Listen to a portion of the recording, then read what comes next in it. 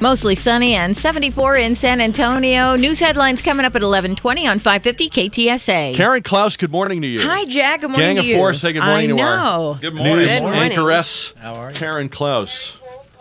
We were talking about Nancy Pelosi earlier, Karen. Yeah. And it says here that one of her last official acts as Speaker will be to light the Capitol Christmas tree during a ceremony next month on the west front lawn of the Capitol. That's one of the ceremonial jobs that she'll be doing. One of the last things she'll be doing. 67-foot spruce. And she will be out there. And I was actually intrigued by this. You know how she lights it? How? She just glares at it. Yeah. Rebel, Africano, hot tramp, I love you so.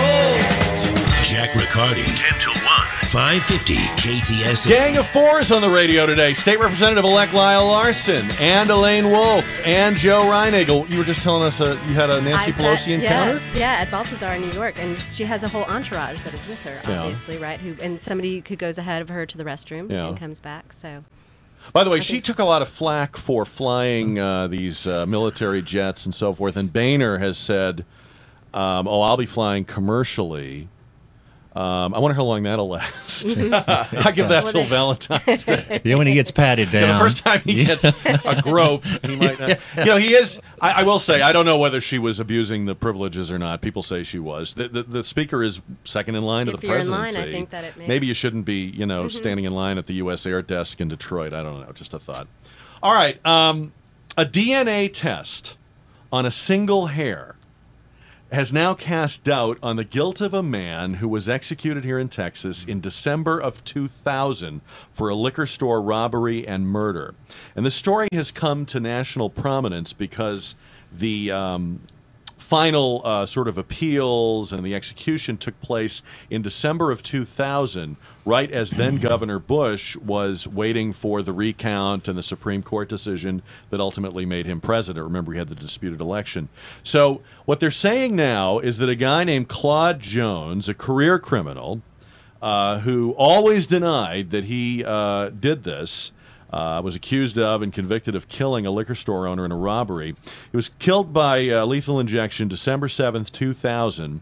And what they've discovered is that he and his lawyer were asking for the chance to do DNA testing on that strand of hair, but Governor Bush's staff never conveyed to the governor that request, probably because they were so caught up in the recount drama.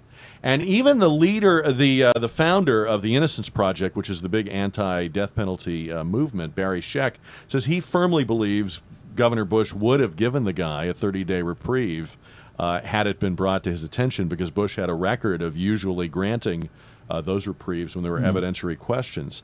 All of this makes you wonder, and I'm a death penalty advocate, but I got to say, if the state, if the government cannot be trusted to carry out this punishment in a more responsible way and be more respectful of the evidence, then I'll be the first to say we can't have a death penalty. If these kinds of things happen, I mean, we used to say, right, hypothetically, well, as long as an innocent person has never been executed, well, now we know that several innocent people have been executed, and this may be another one. I mean, at what point does it become the conservative position, conservatives being people who don't trust government, to say we can't give the government this power? I guess here's my question. Could you live with any innocent person being executed? I mean, is there a percentage that you feel okay with? Because there's no way that you can guarantee. The system is populated by humans. Even with science involved, humans operate the labs, humans run the tests. There will always be the possibility, and in fact probably even the likelihood, that you will sometimes execute somebody for a crime they did not commit. Here's what I would say.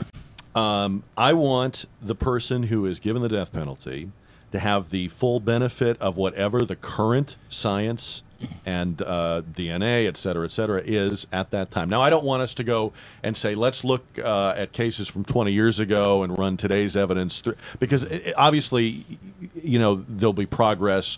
The testing will become more precise. I want the moral certainty to be based on the current best science. And it wasn't done in this case. A test that could have determined that the hair, which was the chief piece of evidence in this case, was not Claude Jones' hair.